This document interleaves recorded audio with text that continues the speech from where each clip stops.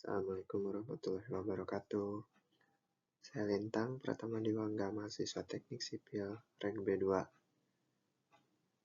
Kali ini saya akan menjelaskan mengenai perkerasan komposit, perkerasan lentur, dan perkerasan kaku.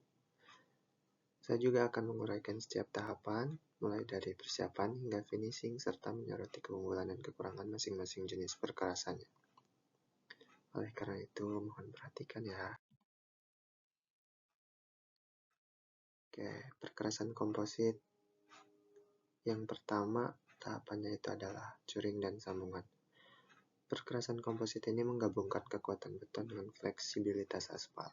Tahap awal melibatkan curing beton selama 7-28 hari untuk mencapai kekuatan optimal. Setelah itu, pembuatan sambungan jointing work sangat krusial.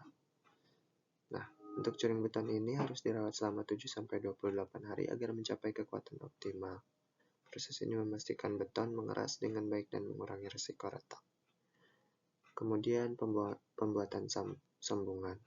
Yang pertama ada expansion joint untuk mengakomodasi muai beton akibat perubahan suhu, dan yang kedua ada construction joint. Ini dilakukan untuk mengontrol retakan yang mungkin akan terjadi pada beton. Setelah itu akan ada pelapisan oleh aspal. Setelah beton cukup kuat, setelah 28 hari, lapisan aspal ditambahkan untuk meningkatkan fleksibilitas dan kenyamanan dalam berkendara. Proses ini dimulai dengan pembersihan permukaan beton dari debu dan kotoran. Yang pertama, tahapannya ada pembersihan permukaan terlebih dahulu. Permukaan beton akan dibersihkan dari debu dan kotoran untuk memastikan daya rekat yang baik. Kemudian akan dilakukan penyemprotan top coat. Aspal cair disemprotkan di atas permukaan beton untuk meningkatkan daya rekat antara beton dan lapisan aspal hot mix.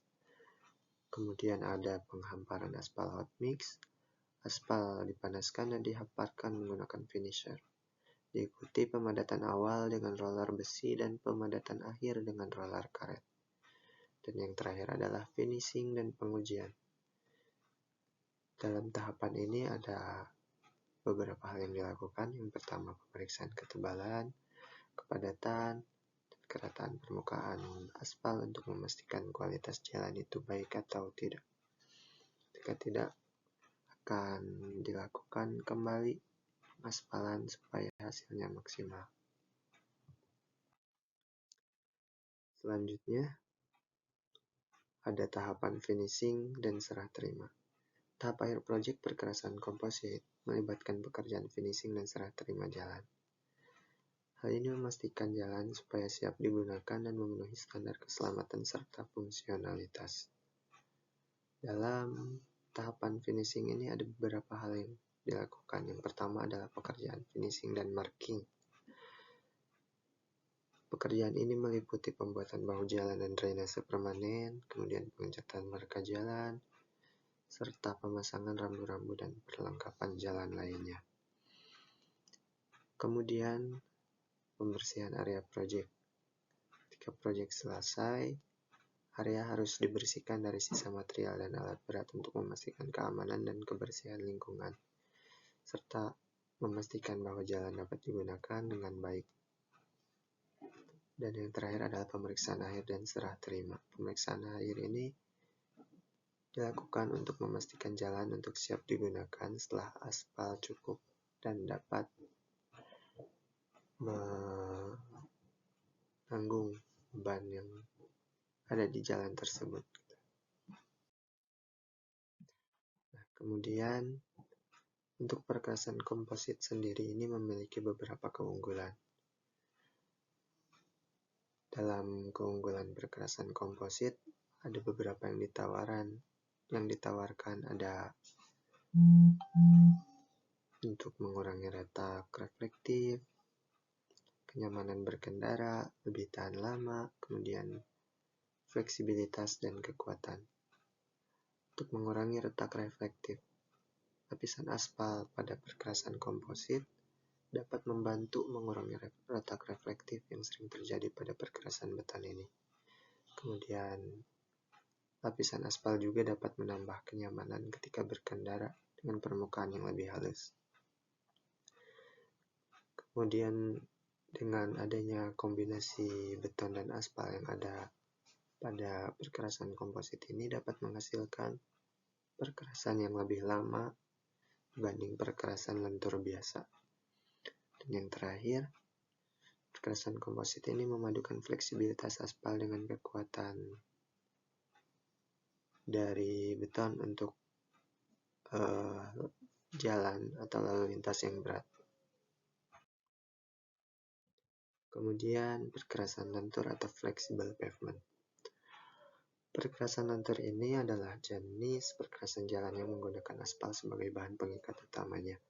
Karakteristik utamanya adalah kemampuan menyesuaikan diri dengan deformasi tanah dasar tanpa retakan besar berkat sifat fleksibilitas lapisan aspalnya. Nah, untuk perkerasan lentur sendiri ini, definisinya adalah perkerasan jalan dengan aspal sebagai pengikat utama, mampu menyesuaikan diri dengan deformasi tanah dasar. Karakteristik flexible pavement atau perkerasan lentur, lapisan ini bersifat fleksibel, distribusi bebannya bertahap, tahap beban lalu lintas namun rentan deformasi dengan suhu tinggi. Nah, untuk perkerasan lentur ini, jika dilakukan perbaikan dapat dikategorikan mudah karena jika dibandingkan dengan perkerasan kaku. Kemudian struktur lapisan perkerasan lentur. Setiap perkerasan pasti memiliki struktur lapisannya. Nah, untuk perkerasan lentur ini, lapisan paling atasnya adalah lapisan permukaan. Biasanya halus dan tahan cuaca, tahan gesekan dan juga air. Materialnya adalah aspal beton atau aspal modifikasi. Kemudian di bawah lapisan permukaan ada lapisan pondasi atas. Lapisan pondasi atas ini menyangga beban utama lalu lintas, kemudian mendistribusikan beban, dan untuk material lapisan pondasi atas yaitu agregat kasar atau batu pecah atau macadam aspal. Kemudian di bawah pondasi atas ada lapisan pondasi bawah. Pondasi bawah ini berfungsi untuk menyangga tambahan, menyebarkan beban ke tanah dasar. Untuk materialnya ada agregat kasar atau besar, juga tanah stabilisasi. Dan lapisan paling bawahnya yaitu lapisan tanah dasar. Lapisan tanah dasar ini adalah lapisan paling bawah dan memiliki fungsi untuk menahan beban dari lapisan di atasnya. Selanjutnya adalah perkerasan kaku atau rigid pavement. Perkerasan kaku menggunakan beton semen PCC sebagai lapisan permukaan utamanya. Jenis ini sangat tahan terhadap beban kendaraan berat dan memiliki umur layanan yang lebih panjang, meskipun kurang fleksibel terhadap pergerakan tanah atau perubahan suhu ekstrim. Nah, untuk perkerasan kaku ini memiliki biaya awal yang lebih tinggi, tetapi biaya pemeliharaan lebih rendah jika dibandingkan dengan perkerasan lentur. Untuk perkerasan kaku ini ada beberapa lapisan. Yang pertama, lapisan permukaan atau concrete slab.